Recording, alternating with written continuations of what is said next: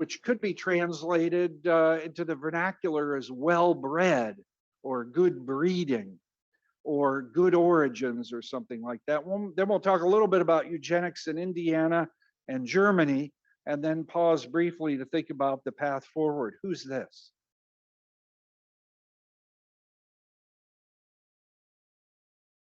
Well, this is Francis Galton, the person, the extraordinary polymath who coined the term eugenics. You might say he's the father of eugenics, at least intellectually speaking.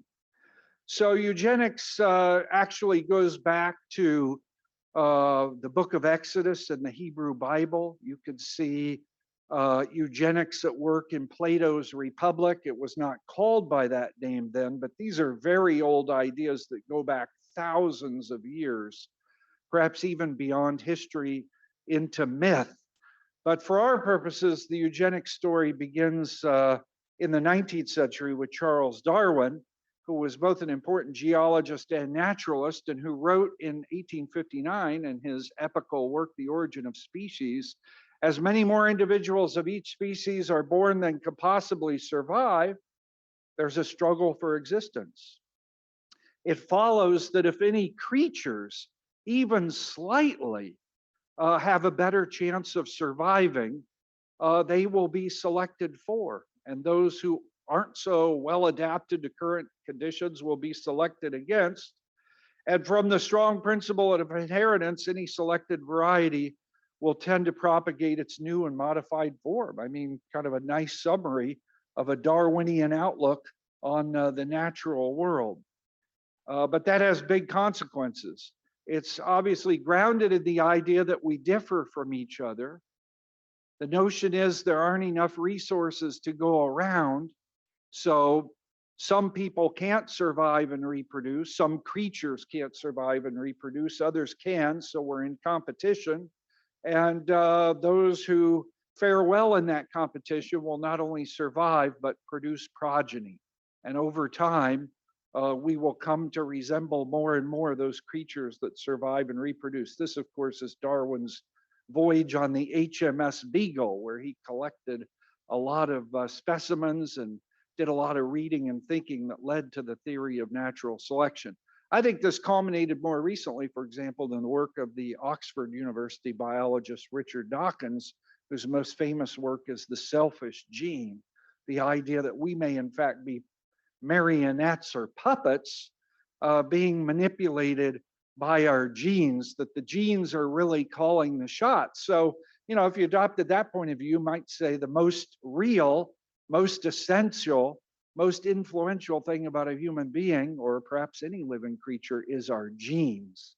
So we see the reification and perhaps even something like the deification of genes. They turn out to be the real engines of each of our life's narratives, and also that of the human species. So Galton, who, as you may know, is Darwin's first cousin, so they're related, they're consanguineous, who was born a little bit after Charles Darwin, was an incredible polymath. I mean, huge contributions to statistics, the idea of regression to the mean. He explored unexplored regions of Africa, a sociologist, anthropologist, psychometrician. In 1883, he publishes a work called Inquiries into Human Faculty and Its Development, and that is where the word eugenics, for our purposes, first appears. What is eugenics? It's, according to Galton, Darwin's cousin, the science that deals with all influences that improve the inborn qualities of a race. And Darwin talks, for example, about different human matings or marriages.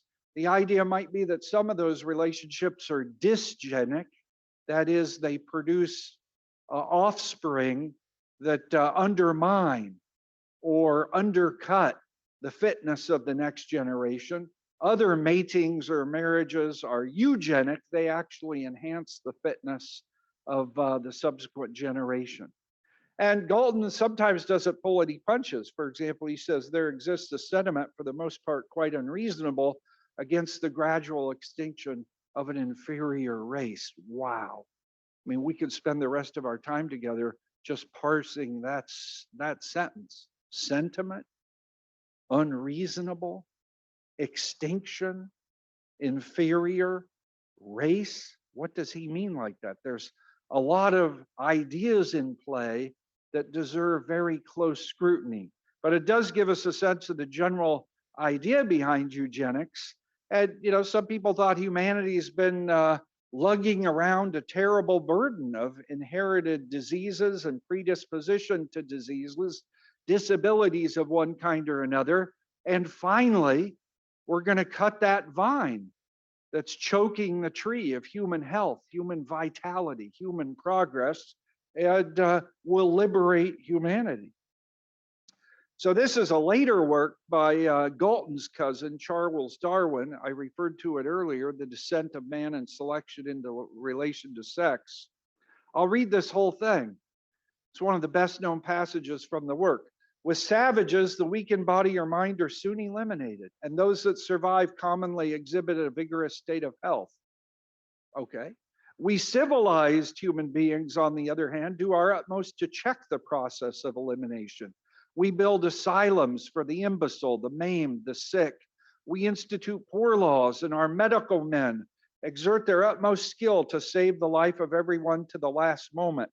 Thus, the weak members of civilized societies propagate their kind.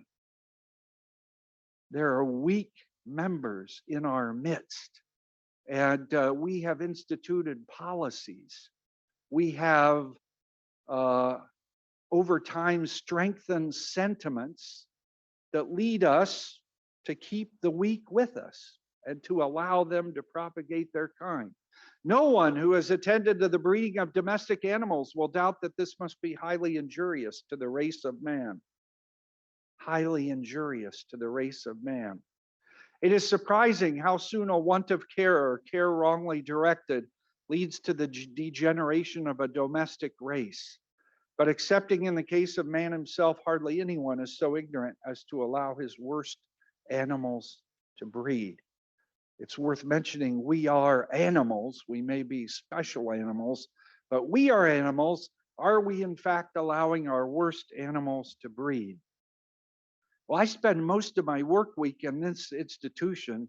This is Riley Hospital for Children, about a block northwest of here.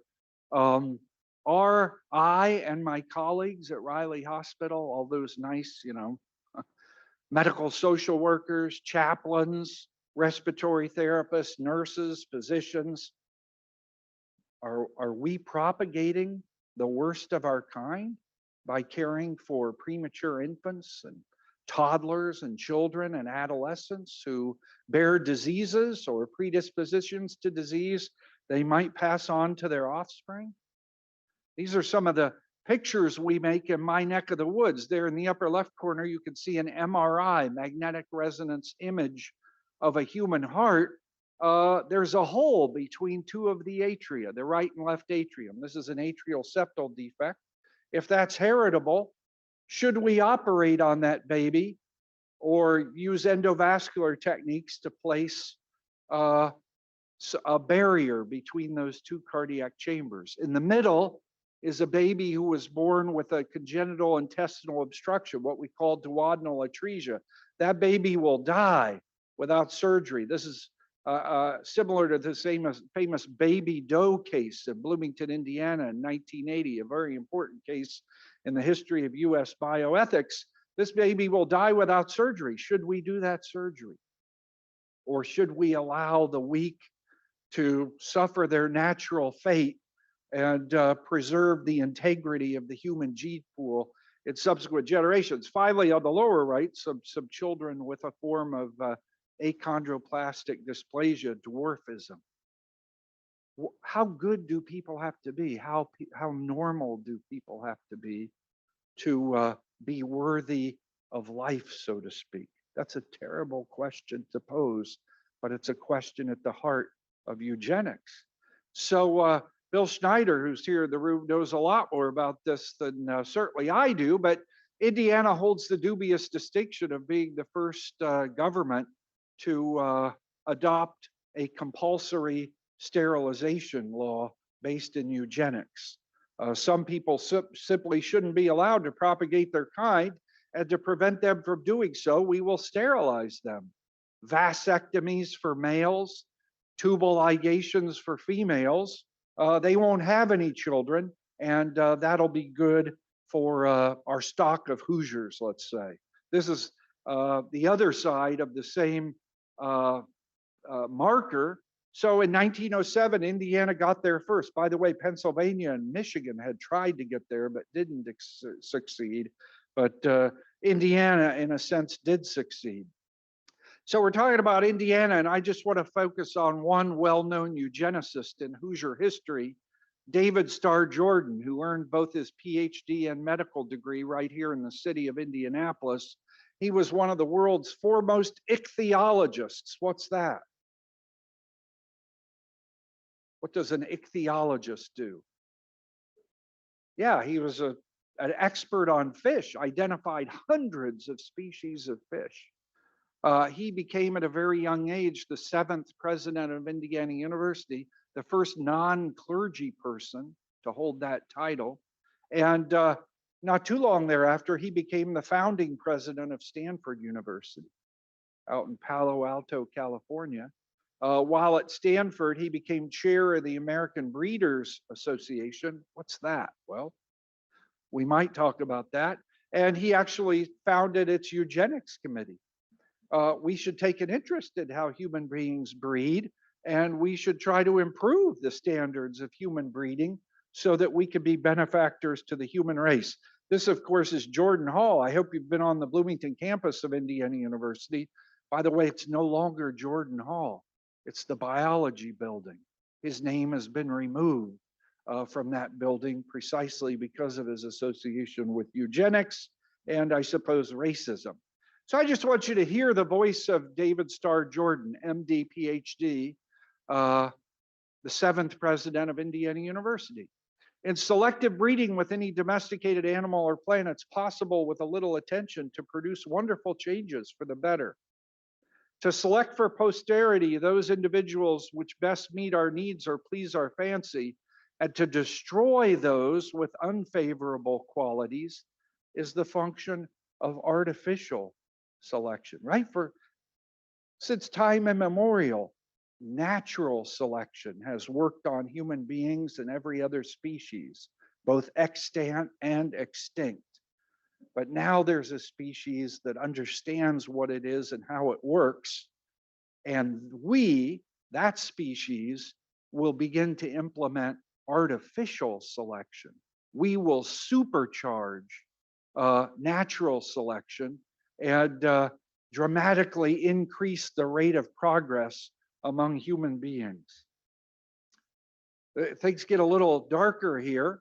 We must be mindful of the danger to free institutions of the presence of hordes of people who are not and cannot be free. People who crowd the slums of great cities, who cannot take care of their own rights, and whose descendants, modified in some degree by American education, are yet at bottom the same defenseless stock. If we believe Jordan, there at least were and may still be today people in our midst who aren't fit for a Republican form of self-government, who are incapable of democracy. And that's a real problem to have people like that in a democratic nation. Last quote from Jordan. This is hard to read, but I'm going to do it. When the Anglo-Saxon meets the Negro, the Chinaman, the Indian, the Mexican as fellow citizens, we have a raw wound in our political organism. Democracy demands likeness of aims and purposes among its units. Each citizen must hold his own freedom in a republic. If people can't hold their rights through our methods, our machinery overruns them. The Anglo-Saxon will not mix with the lower races. Neither will he respect the rights if they are not strong enough for them to maintain them for themselves. So, Jordan believes that eugenics has profound political implications. Only some people in our midst are fit for self-government. There are other people in our midst who are not fit for self-government. Heredity has a big role in determining whether people are fit or unfit for self-government.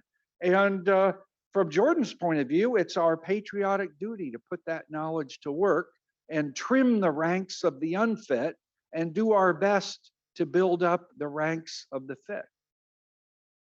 Now, this is, from his point of view, grounded in science. Now, we have good reason to question the quality of that science.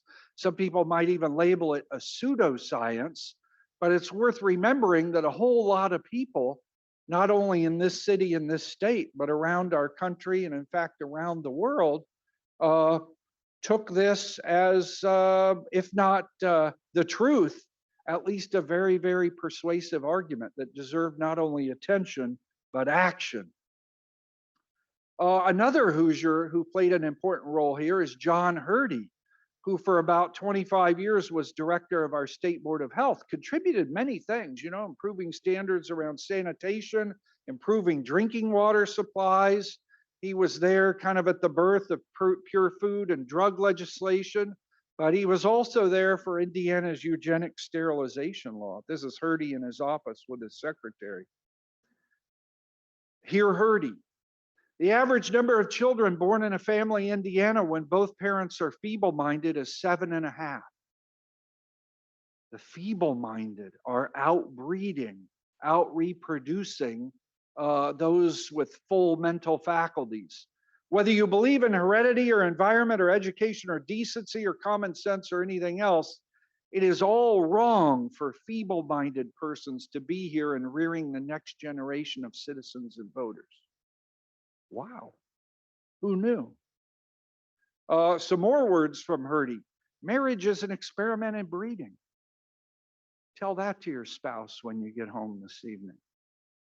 I mean, let's face it, that may be a seriously inadequate understanding of marriage, to think that marriage is primarily an experiment in breeding. But people marching under the mantle of science were able to convince other people, their fellow citizens, that this breeding thing is really what's most important about marriage. Pathological varieties of humans are multiplying and intermingling, leading down the hill of race degeneracy. There's that crazy word again, race. What do you mean race? What's a race? How do you know a race when you see it? Are there criteria we can use to establish whether there are races, and if so, what races people belong to? Hurde envisions a day which would be in our past, as people here in 2022. He envisioned a day which would be in our past when people would say, what?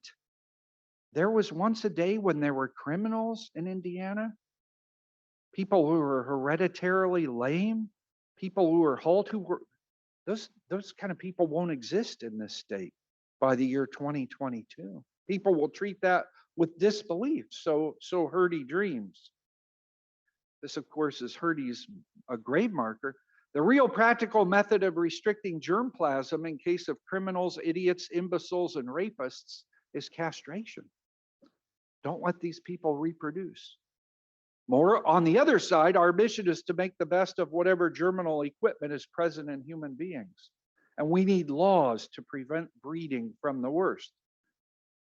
This is from Indianapolis, Indiana, our own state board of health. Now, he wasn't necessarily speaking on the part of our government, but nonetheless, this is our chief public health officer.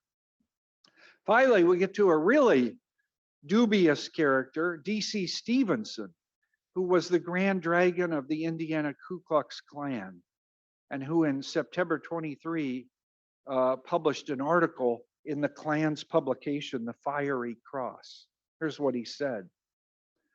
Science tells us these types of disease, mental deficiency, and social inadequacy are heritable, carried in the blood from generation to generation, often incurable. But for that very reason, they are more serious and must rouse us to a sense of the danger of the inescapable national impairment unless we heed the warning in time. To continue to admit the members of inferior races into this country can only mean a steady and inevitable decline in the physical, mental, and moral well-being of the American nation. I mean, quite remarkable. Immigration policy should be guided by and perhaps even grounded in eugenics. I mean, you can see eugenics, its tentacles extending out in all directions, perhaps into nearly every facet of our political and public life. The Grand Dragon of the Indiana Ku Klux Klan, masses of human beings of inferior races, ignorant of all the ideals which Americans hold dear, are poured into our factories as so much raw material, and they are not digested. The new immigrant comes here as a foreigner and remains a foreigner, a citizen of the lower class who, just as the Negro, is a constant menace to the standards of civilization which Americans hold dear. I mean, I suspect we're all squirming in our seats, whether literally or figuratively. But this was, in a way, in the drinking water of public discourse in this state and elsewhere just 100 years ago. One of the more disturbing images I mean to show this evening. The great army of the unfit must be excluded at any cost. Rigid selection of the fit, rigid restriction of the unfit. This is the only immigration policy which could save America today. The American race. What do you think? Are you a member of the American race? Who do you know who isn't a member of the American race? How would you determine the criteria by which somebody becomes a member of the class of the American race? A lot of ideas are getting jumbled together here. They're bleeding into one another. There's a lack of rigorous scrutiny, curiosity, clear thinking that turns out to have disastrous consequences. David Starr Jordan, the first person I showed, he was an ardent pacifist. Why was Jordan a pacifist? He thought war was terrible. Why?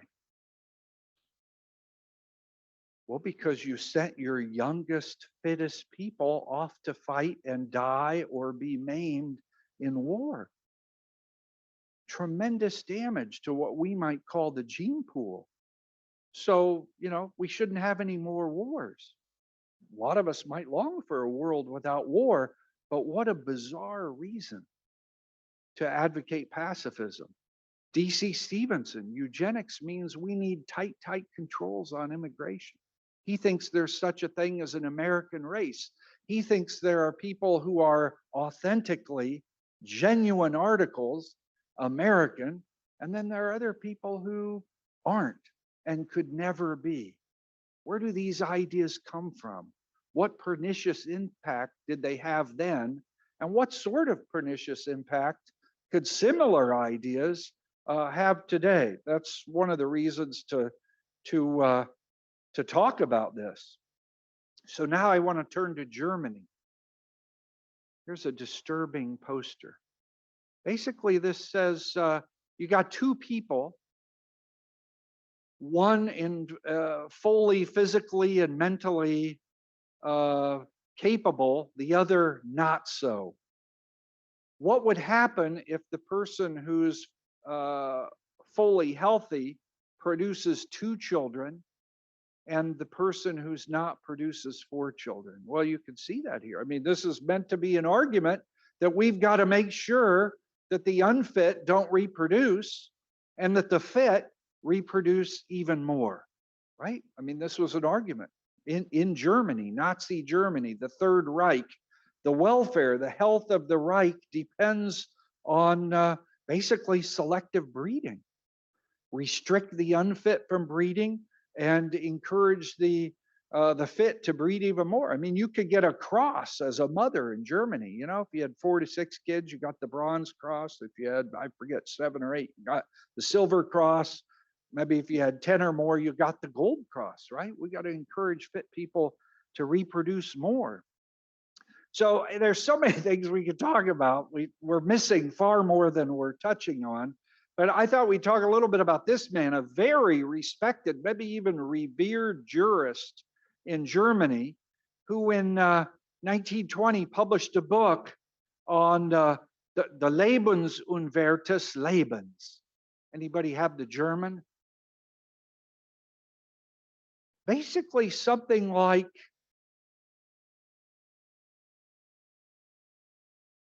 those unworthy of life.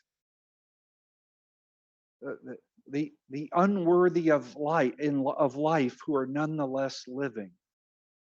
By the way, he didn't really, as far as I know, advocate sterilization or euthanasia or some of the terrible things we're going to see shortly, but he did provide a key idea and a term for it that I think became very influential in Germany and is reflected in the writings of Adolf Hitler, both in Mein Kampf and Hitler's unpublished second book.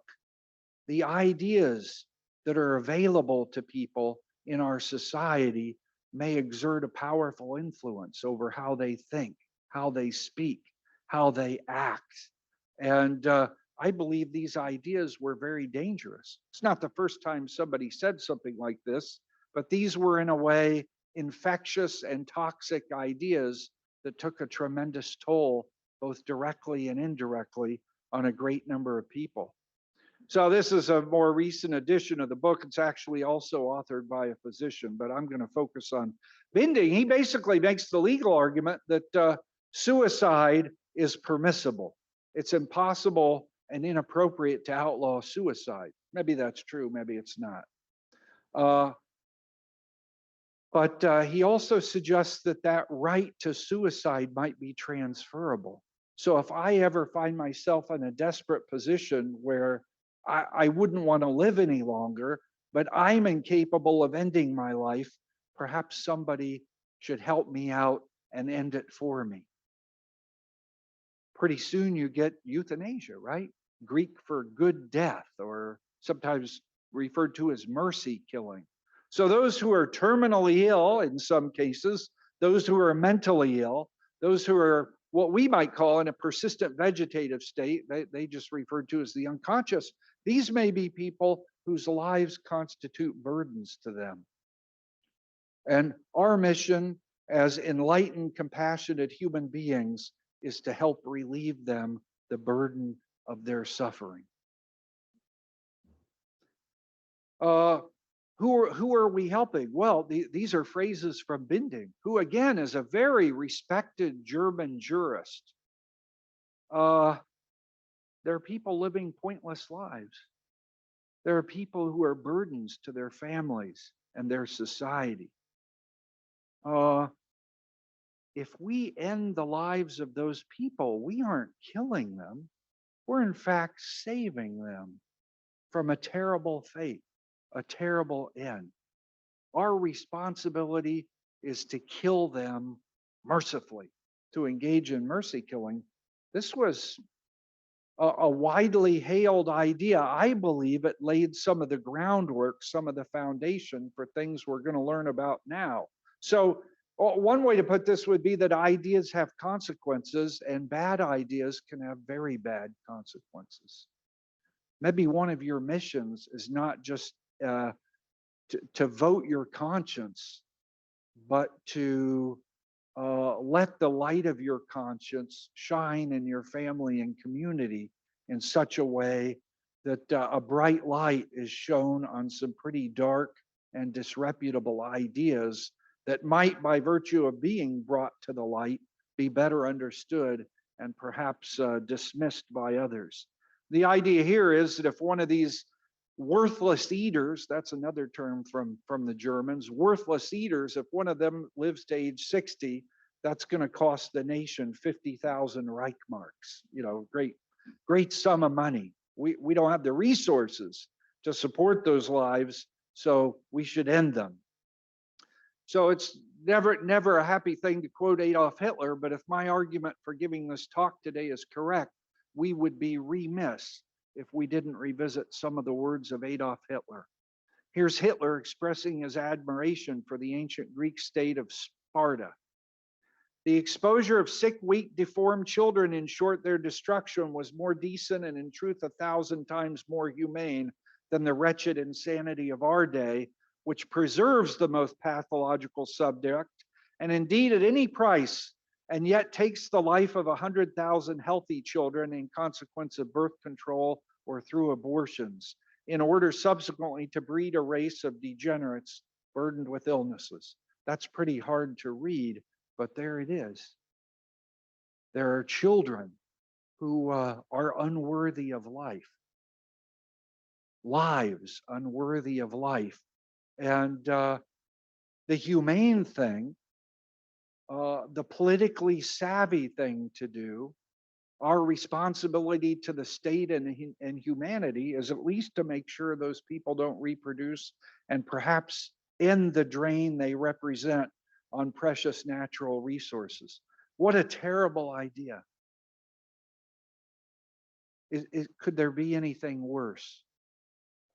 So in 1933, you end up with a German law called the Law Preventing Genetically Diseased Offspring. If children are found to be feeble-minded, if they have schizophrenia, if they have hereditary blindness or deafness, if they're malformed in some ways,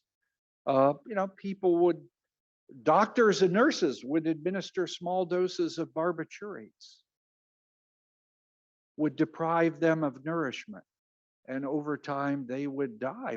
It's pretty clear about 5,000 children died this way, and over 6 years, this policy applied to both children and adults is thought to have resulted in the death of about 360,000 persons. Now, this is euthanasia. Sterilization. I said death. Ouch. I goofed up. I meant to say sterilization. 360,000 people were sterilized. Here in Indiana, we're thought to have sterilized about 2,500 people. The state that performed the most compulsory eugenic sterilizations was California, about 20,000. US total over perhaps 60, 80 years, 70 years would be about 60,000. The Germans were able to sterilize 6 times that many people in much less than 1/6 the time. German efficiency. By the way, this says life only is burden. There are people for whom life is nothing but a burden. What do we do about those people?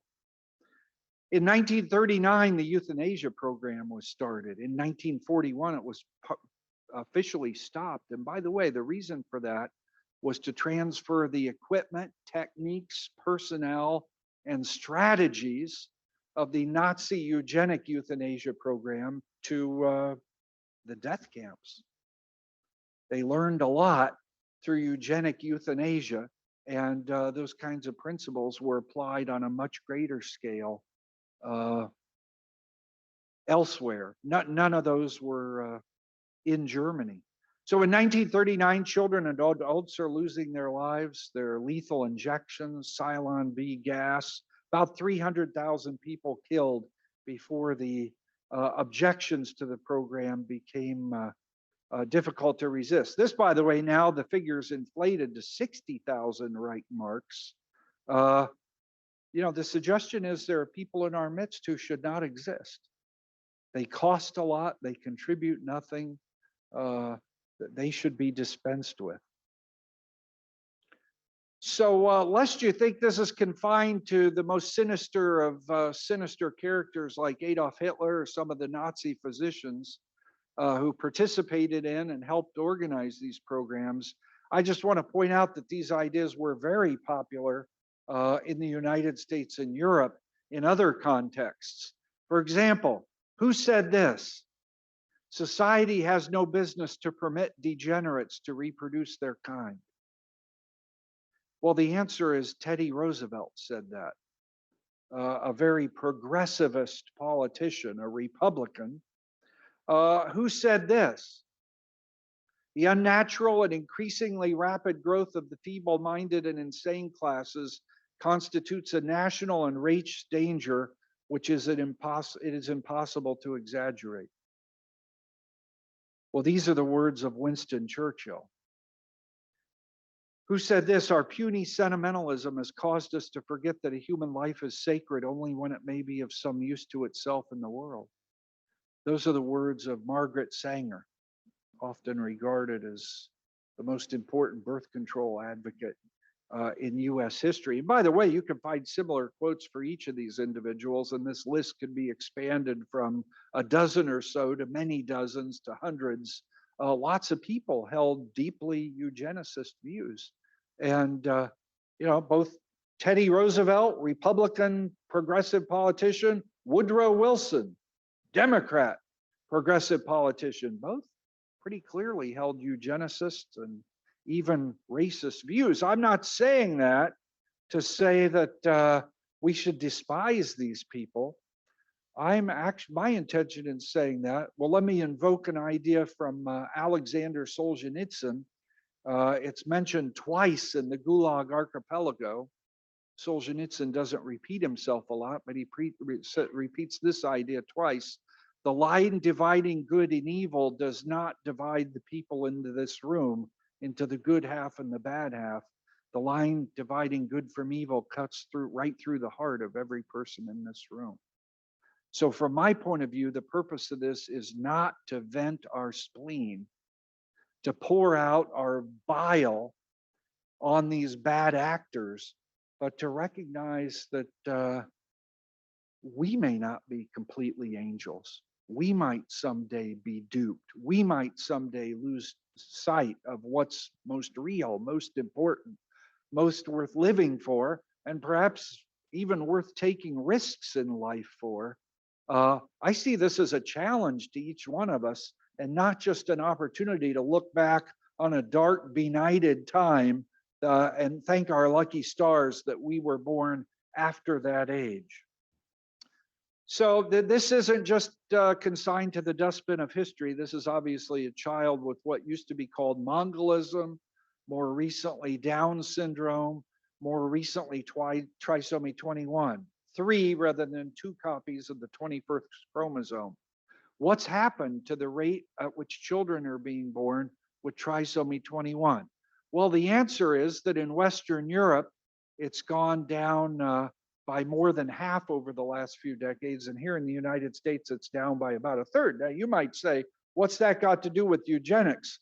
Well, I would just say that some of us are eager to find out the biological endowment of our offspring. And some of us, depending on what we find out about the biological endowment of that offspring, might be prepared to say it would be better for that child, for me, for my spouse, for my other children, for my extended family, for my community, for my city, my state, my nation, for humanity. It would be better if that child were never born. Now, whether that's eugenics or not, that's another question. But we are, in fact, today, as a nation, as a culture, making decisions about who should live and who shouldn't live. And often those decisions are based on biological criteria, in particular, the genetic endowment of these individuals. By the way, in Iceland, now Iceland only has a population of about 1 million people. There are years when no children are born with trisomy 21. The average is 2 children per year. Imagine what it would be like to have prenatal testing. Your fetus has trisomy 21. Would you like to continue the pregnancy or abort? Imagine the pressure on a parent in a nation like Iceland, where some years no children with trisomy 21 are born. What would the pressure be like to think about terminating that pregnancy? And I'm not even trying to say that's the right thing or the wrong thing. I'm just trying to suggest that the milieu in which we live can have a powerful effect on what we take to be appropriate or inappropriate, maybe even the difference between right and wrong. So as I said, with prenatal screening, the rate of the birth of children with trisomy 21 down in Europe about 54% over the last few decades.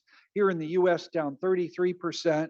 In Iceland, where there's prenatal testing, and not every pregnant woman gets prenatal testing, but if they do, the termination rate is said to be 100%. Is that good for Iceland? Is it good for those parents? I don't know the answer to that question, but it's a question worth pondering.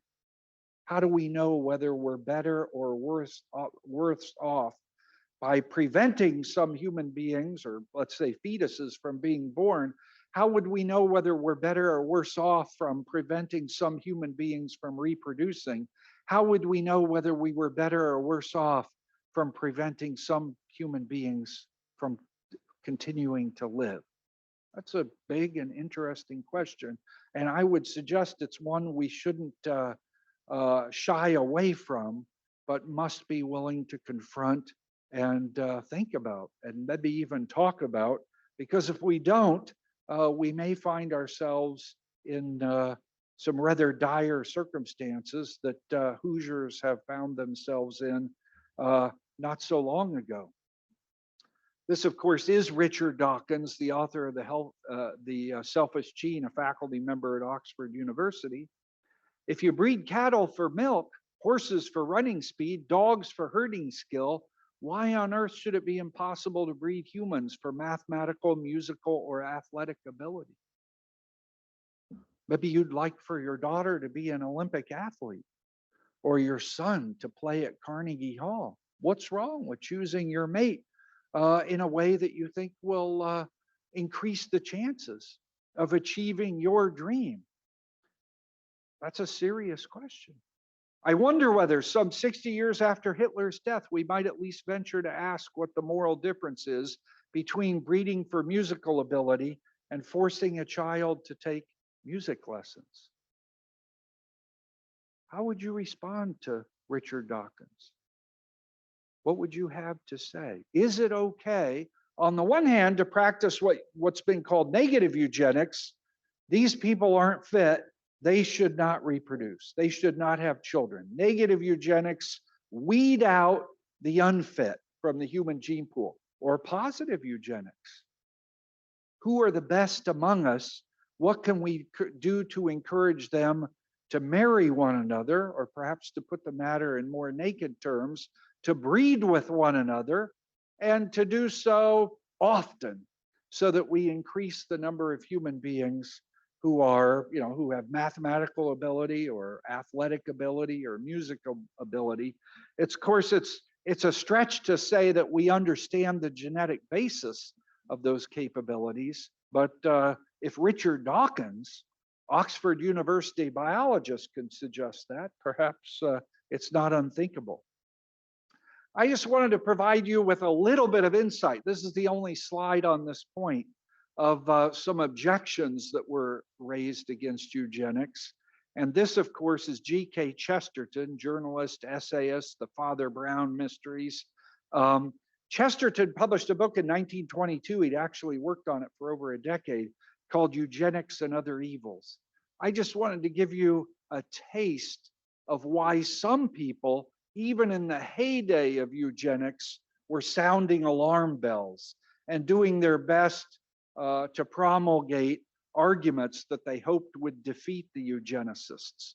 And here are three brief points in that regard. From Chesterton's point of view, one problem with eugenics was that it was materialistic. It seemed to him that what we call DNA was being taken to be the essence of a human being. We are, above all, our genes. Our genes are the most defining things about us. They determine the ceiling of what we can do and the floor of what we might descend to. And, when we look at human beings, we need to see first genes, biological endowment. From Chesterton's point of view, that was a big problem. From his point of view, there's a lot more to a human being than its genes. And those other things, in his mind, should count for a whole lot more. Another problem with eugenics from his point of view is the fact that it's deterministic. It presumes that we know, based on a karyotype, a look at the chromosomes of a yet unborn human being, what that human being is destined to become, or at least what it is certain to be unable to become. And on that basis, we should make decisions about who gets born or who's allowed to continue living. From Chesterton's point of view, that's a kind of biological determinism that's difficult to support, both intellectually and morally.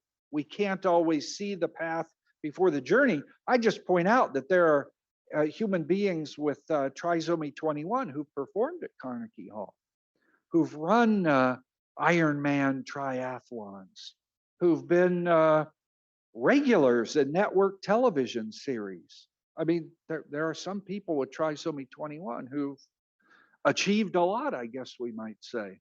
And finally, and most importantly for Chesterton, eugenics is problematic because it's despotic.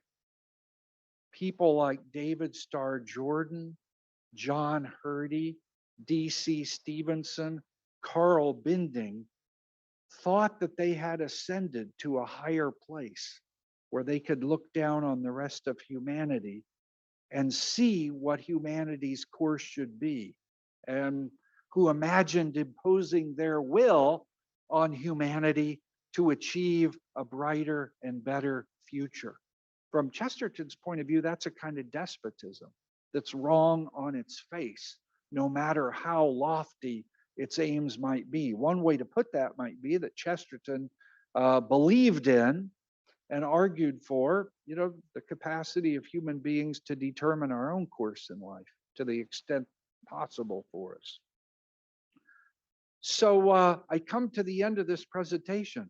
It is pretty gritty stuff that's pretty hard to stomach, stuff we'd perhaps rather not know about, think about, be reminded of, be invited to converse about, but it might also be desperately important to us. We are training generations of physicians and nurses. The professional group that had the highest representation in the Nazi party was doctors. You might have thought it'd be lawyers, or university professors. It was physicians. We're one of the biggest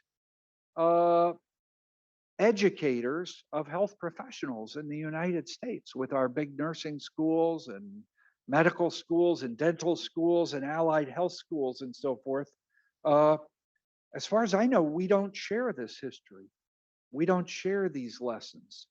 And as a great American philosopher once said, those who don't know history's lessons are doomed to repeat history's mistakes.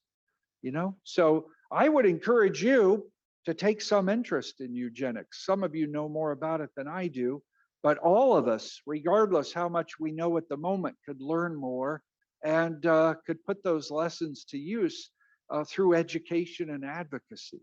Dark paths are always open, available to us as human beings. And if we don't stop to ponder where those dark paths might lead, we might find ourselves pretty far along the journey down one of them. I believe eugenics is such a path. Our knowledge of the human genome, not just what genes are responsible for different behaviors, or what collections of genes may influence things like human behavior and intelligence and so forth, has advanced considerably since then. We've now acquired the ability to edit genes. How might that be put to work in the future? What might be done with that kind of knowledge? Are the consequences necessarily beneficial, or could they be harmful?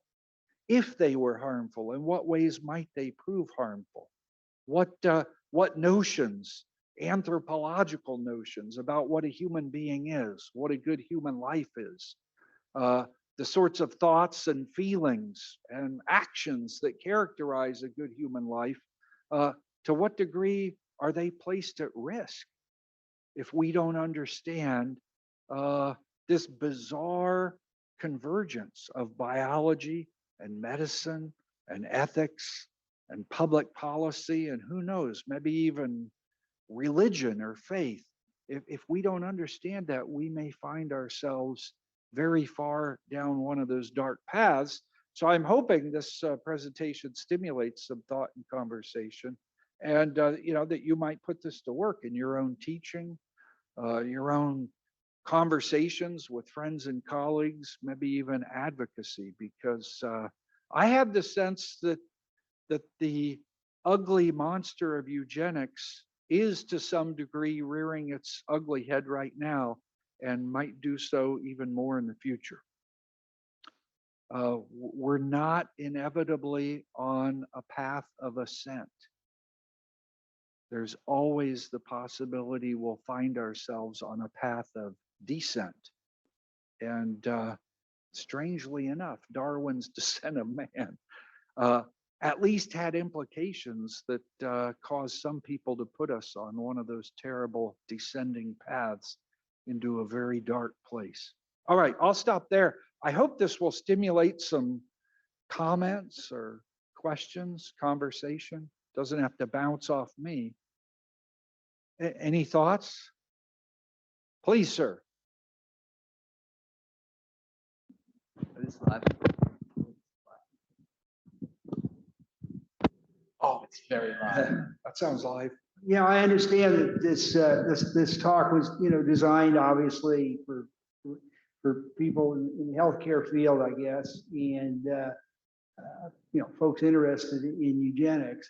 But with things going on over in Europe at this time, do you see a need to teach eugenics to the military? Boy, that's a great point. You just see this death and destruction going on without the heed for anything. Of course, it's being produced now by a single individual, or at least encouraged. But over the lifetime, even among soldiers in the United States, this sort of thing occurred. Yeah, I think that's a good point. So-called war crimes have been committed, I think, by the militaries of all extant nations, to greater and lesser degrees. Nobody is an angel. We've all made terrible moral errors, and perhaps warfare is one of those arenas in which the worst in human beings sometimes emerges in its starkest and most terrifying form. I would say this: we do need to teach eugenics, or the history of eugenics, to the military. I think that's a great idea. And one of the most morally perilous situations in which we can find ourselves as human beings, when we adopt the facile distinction that there's us and there's them, and they are somehow less than we. And that authorizes us to treat them in ways that we wouldn't treat our own. That is a deadly, dangerous distinction, not just in the sense that it leads to injuries, crimes, loss of life, but I think it's toxic to the very people who adopt those kind of distinctions. How can we do our best to foster an awareness of, let's say, our shared humanity? Maybe we can't tell by somebody's IQ or how many digits they have or what grade of school they've been through, how human they are, how much they share in common with us. Perhaps we are, in fact, all of us, people with trisomy 21, the so-called feeble-minded people, if there be such a thing. Perhaps all of us are cut from the same cloth. Perhaps all of us are made from the same alloy. And our mission isn't to decide who we can disregard or dismiss or dispose of. Perhaps our mission is to remind ourselves and each other that we are, in fact, all human. And maybe it's less important to dispose of people than to reawaken our capacity to see our common humanity and care for other people.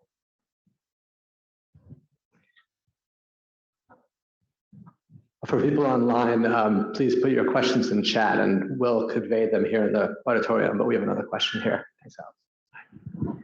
Hi. You mentioned at the end that you thought eugenics might be rearing its ugly head. So as the son of two Holocaust survivors, who's also a healthcare provider, do you feel that there's any correlation between eugenics rearing its ugly head and perhaps the rise of anti-Semitism, the recent political climate that discouraged diversity? And if so, as a healthcare provider, what can we do about it? Yeah, I think too often, if you look at public opinion polls, for a long time in the United States, the most respected profession, calling in the United States was medicine. Now, physicians are no longer at the top in terms of respect and trust. It's now nurses. But it's still the case that health professionals enjoy a great deal of respect and trust. Maybe it's not just good enough for us to take good care of our patients. Perhaps it's necessary for us to remember that the word doctor comes from a Latin root that means teacher. But that doesn't mean everybody needs to get a faculty appointment in a college or university, but to some degree, each and every one of us is a teacher. And maybe we can, in our own practices, find stories about people that others were inclined to write off or try to forget about, deny any responsibility for, and share the stories of people who felt differently, who found a common humanity, who were moved to compassion, to care for other people. There are stories like that in our so-called health facilities right now. The Veterans Administration Hospital, Eskenazi Hospital, Methodist Hospital, IU, Riley Hospital. There are stories of human beings who are recognizing our shared humanity, and instead of dismissing people, are reaching out to care for them. I believe over time, stories like that could actually prove very compelling and, change things. Certainly not remake things, make the problem go away, but those voices and those stories could over time make an important difference. I'll ask a question just to fill the emptiness. So Richard, this is a wonderful talk, and it fits perfectly the goals of this series to think back on the history of the Holocaust, and in this case, the science that was so important and disastrously important in the creation of the Holocaust, and then to think about contemporary times. I think my favorite slide of your talk was the picture of Riley, and your personal question: is my life of taking care of sick children somehow brought into question by this? Those who do think about the disasters of eugenics and then try to live a life in science and medicine now without creating those mistakes sometimes appeal to autonomy, and the freedom of individuals to choose. And so these new genetic technologies, which, as you said, raise in some ways the same old questions, maybe we can safely use them in a society that defends rights and respects rights of individuals to make choices. How do you respond to that? It's meant to be a little bit of a softball. I have a feeling you've got a lot to say. Well, I would say this: any human, and I think I may be echoing in very inadequate terms a thought that I first encountered in the writings of C.S. Lewis, who I read with one of my esteemed teachers and mentors at the University of Chicago, Leon Cass. C.S. Lewis in Abolition of Man says, any generation that takes upon itself the responsibility for determining what the next generation looks like, in fact, assumes a kind of despotic control all over all subsequent human generations. Some of you may know, in what we call the People's Republic of China, and also some parts of India, the imaging technology of ultrasound was used prenatally during pregnancy to determine the sex of fetuses. You can tell fairly early in gestation whether the fetus is a girl or a boy, male or female, I should say.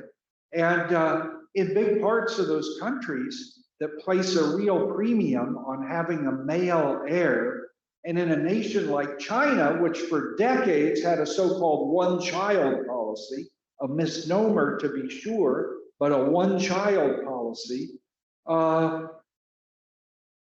a lot of those prenatal ultrasounds that showed that the fetus was a girl was taken in terms of policy in a family to mean that child shouldn't come into the world.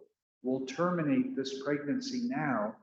We don't want our only child to be a daughter. And so now you've got parts of China and even India where there's a huge excess on the order of tens of millions of human beings who couldn't find a person of the opposite sex to marry. Now, you know, the one-child policy, maybe that was a good idea. I mean, I've written that it was a bad idea, that it not only failed, but caused immense and irrevocable harm. But, you know, I personally think the intentions of people who produced that policy were, in a sense, good. They thought China was just going to be overrun by its own citizens, and it would produce a terrible economic and, in fact, cultural collapse. But look at the consequences. Tens of millions of young men who won't be able to find a woman, at least within China, to marry, you know, the social unrest and so forth. China, to some degree, like the United States, is on a big downward slope in terms of population. By the way, the reproduction rate in the United States is, so far as I know, right now the lowest it's ever been since it's been measured. But the Chinese government has reversed the one-child policy, but the rates of reproduction aren't rebounding. I mean, when you encourage human beings to think of our children as burdens, when you encourage human beings to think of our children as, in a way, our nemesis, you know, people who perhaps not by choice are going to damage us, maybe ruin our lives, you open the door to seeing our capacity to reproduce, some might say, or our capacity to, you know, let's say get married and have a family in, I think, a way that can prove very dangerous, not just in biological terms, but in terms of the very best that's in us. I mean, life unworthy of life. Can we look at those babies right now in the neonatal nursery at Riley Hospital for Children and say, oh no, there are human beings alive right now who should not exist. And I see some of them right here. That's, I mean, to me, that's just about the most morally perilous, darkest position we could place ourselves in as human beings. And opposed to that would be the notion that life is somehow to be celebrated. Some might even want to say that new life is somehow sacred, that our mission isn't to dispose of those who don't measure up or who we disagree with, but in fact to reach out again and again and try to connect and to try to the best of our ability to care for one another, at least to respect one another. And I think that's probably a human challenge that's of a perennial nature. It's one that every generation of human beings needs to answer to, and that those kinds of decisions can never be made permanently. Challenges for each of us. I don't think I answered your question or even responded. Oh, you'll get another chance. So I now have the pleasure of conveying to you the first of two questions from online, from Zainab Salih, who you know. So Zainab says, what would you say about the purpose of prenatal genetic testing? Many parents decline, saying they will love their children no matter what. I'm going to amend her question to add, from what you've said, is there any good purpose to prenatal testing? Boy, is that a great question or what? You know, what we really need is somebody here who performs prenatal testing on a daily basis, who counsels families about the results of their prenatal testing. I don't do that. I mean, I see images that have a bearing on that kind of counseling, but that's not what I do every day. But I think the presumption that we are at liberty to decide that, you know, there are lives not worth living, that there are unworthy lives that should never see the light of day. That's an idea that makes me very, very uncomfortable. How you would translate that into medical practice, public policy, legislation, that's another question.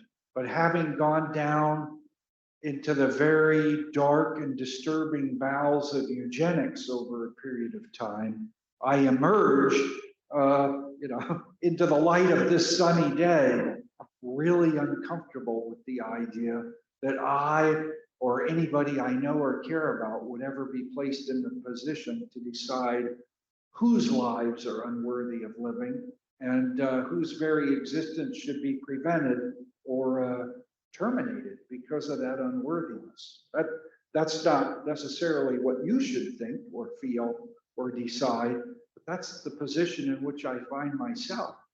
So that does raise a very serious question about prenatal testing.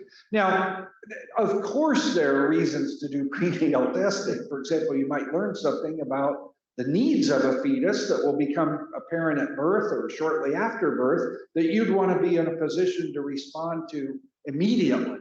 So, the decision would not always be terminate the pregnancy or continue the pregnancy. There are a lot of other decisions that might arise from the results of prenatal tests. But this eugenic theme of life unworthy of life, that part of prenatal testing, I'm at least very uncomfortable with. And now the second online question, which gives our auditorium denizens the opportunity to develop their next question. So here's the left from Mark Hughes. He asks, what did it take for Indiana to end its sterilization law? I think the state that was driven through the heart of eugenics in Indiana was probably the Nazi experience, that people came to associate eugenics, both sterilization and euthanasia, so-called mercy killing, with what had happened in the Third Reich, Nazi Germany, and people, at the level of I don't know, sentiment or moral intuition thought, we just can't do that. That's not who we are. We are radically different from those people. We don't want anything to do with a policy like that. And the numbers of sterilizations tailed off, beginning in the time of World War II and thereafter. What actually ended it, I think, was the realization by the state legislature that this is sort of irrelevant now. It's not happening, or it's happening at the rate of 1 case per year or 0 cases per year. We should just get rid of it as a defunct law, a relic of the past that's no longer meaningful or relevant to us. But what I would like to say is that the teachers of the state of Indiana, the clergymen of the clergy persons of the state of Indiana, the parents of the state of Indiana, students in the state of Indiana, talked about it, thought about it, and realized that it was deeply problematic and perhaps frankly evil, and spoke out against it and got it off the books. That's what I'd like to be able to say, but I'm not sure that's exactly the truth. So I can add a little bit to that response to the question, which you essentially have correct, that the experience of World War II, and especially the Nazis, was not just in Indiana, but everywhere around the world, put eugenics in a very bad light. The use of sterilization was declining and declined a lot after World War II. When it was done in psychiatric hospitals, and the numbers were small, and the terms of sterilization were for a person in the hospital to be released if they had to be sterilized. That was sort of the condition of it. It was used less and less, especially with birth control that was available more widely. But the actual ending of the law in 1974 was when Otis Bowen, a doctor, was the Speaker of the House, and he was asked about this, and he said he was basically cleaning up, as you said, some legislation that wasn't used. And so it was, as he said, very quietly gotten rid of. It was mercifully killed. Other questions, either online? I don't see it. Oh, yes, we have another question online. I'll let Emily. Okay, this is from Tyra Gillespie. Do you think there will be a time when the school systems will talk in depth about eugenics like how you did today? I gotta be honest, I would like to think so. I mean, talk about a hot potato, something unspeakable, something that draws us in directions, you know, evil.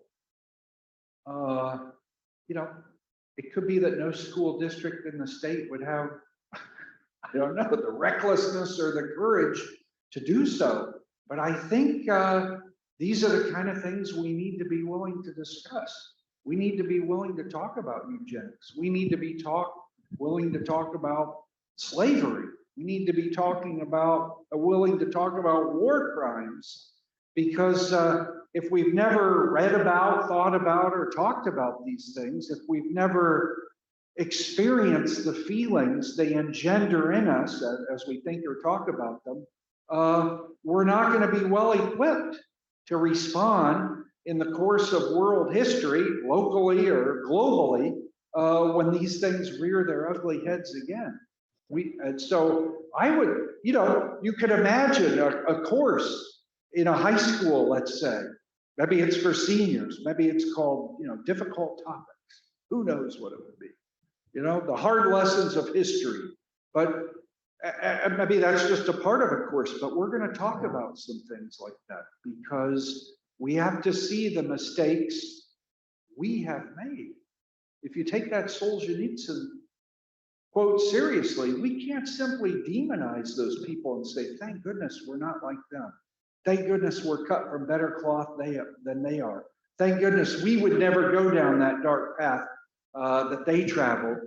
But if you take the Solzhenitsyn quote seriously, that line between good and evil cuts through the heart of every one of us. And in the wrong circumstances, we might make some mistakes. And we might even be the unwitting and perhaps even witting purveyors of evil in our own society. To not know the enemy, so to speak, is, I think, to increase the risk that we find ourselves accomplices of the enemy. I'm not trying to personalize evil, but just to say, if we've not thought about that in a serious way, we may be less well equipped to cope with it. So yeah, I would like to see our schools teach topics like this. So I should mention, in terms of education, there's also a discussion, as you write, you know, it's a moment societally to be talking about equity and inclusion in medicine, both in medical education and, of course, societally.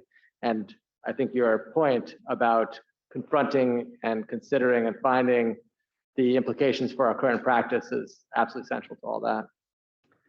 And on that note, with the lack of any additional questions, well, thank you, Richard. Oh, we do have one. Oh, there are two more questions. My phone has put me in safe driving mode because I'm walking around, so I can't see the chat any longer. So Emily will ask you the last two questions and we'll finish. Again, thank you. You know, before you speak that question, let me just say this. Technology, right? You're in safe driving mode. Your phone is looking out for you. I want to make a point. That is not a technological problem. And there's no technological solution for that. Technology is a tool of that problem. Technology enables policies based on those very serious moral misapprehensions. But we can't either, from my point of view, blame technology or look to technology to save us. Our capacity to resist and overcome is going to hinge not on our technology, but on the quality of reading, reflection, conversation, public discourse that characterizes our age. And from my point of view, it's incumbent on every one of us to try to enrich that to the extent we can. Anyway, Peter, I'm sorry. Oh, no, Okay. perfect. And let's have 2 last questions and let you go. Okay, Laura Thor asked, will transgender people have to fear eugenics? Is that in some sense already in action given the legal mandate to not exist in language in public schools? Yeah, boy, is that ever a fascinating question. There's so many permutations of this. Let me just say this. Who are you personally at liberty to put on the other side of a line to say this individual is no longer one of us, this individual is one of them, and I am at liberty to treat that individual dismissively, maybe even inflict damage on that individual because they're on the other side of that line. That is a very dangerous thing to do. And what if the answer to the question, who are we at liberty to dismiss, is either a remarkably small number of people or perhaps a set of 0? That in fact, our differences, the diversity that exists in our community is in fact something to celebrate and not to indulge this apparently permanent human proclivity to despise some people, because maybe they look different from the way we look, or they don't act the way we think people should act. I think there's a real call not to condemn, but to care for people. And I would apply that in pretty much any. That doesn't mean there aren't some people who are deserving of punishment, but just to put somebody in another class and think we could dismiss them is a very dangerous and perhaps even wrong use of our moral capacity. Okay, and then Zainab said, you talked about immigration policies in eugenics. Do you have anything to say regarding this, with the US granting immediate entry to 100,000 Ukrainians to the US, but did not allow an extra 10,000 Syrians in the past? Yeah, I mean, the second we put people in classes, and I'm not talking about socioeconomic classes, the rich and the poor, something like that, I can sort the population of the city of Indianapolis into various classes. I can sort people around the world into various classes. These are Syrians, these are Ukrainians. That is just a very dangerous position to put ourselves in. Now, it's easy to see why with what's happening in Ukraine. A democracy, are the people in charge of the executive and legislative branches of our government might think we need to do something special for the refugees from Ukraine. But I say again, I think it's a very dangerous position to say, simply because I can assign this individual to a particular class, a particular group, I'm going to treat them differently. That sows the seeds of a kind of prejudice or bigotry that can wreak tremendous harm and may in fact be wrong just on the face of it. So, hopefully in the future, we will cultivate a community in which we're not inclined to think that we can dismiss people simply by virtue of groups or classes into which we can assign them. And maybe we can see each other first and foremost as fellow human beings, as I said, cut from the same cloth, made from the same alloy. And if we did that, that might help to prevent a lot of evil that might otherwise transpire on our watch. Well, I was going to discharge us on the previous point, but I think you found an even better and higher plane to take us to for the end of this lecture. Thank you again, Dr. Gunderman, so much.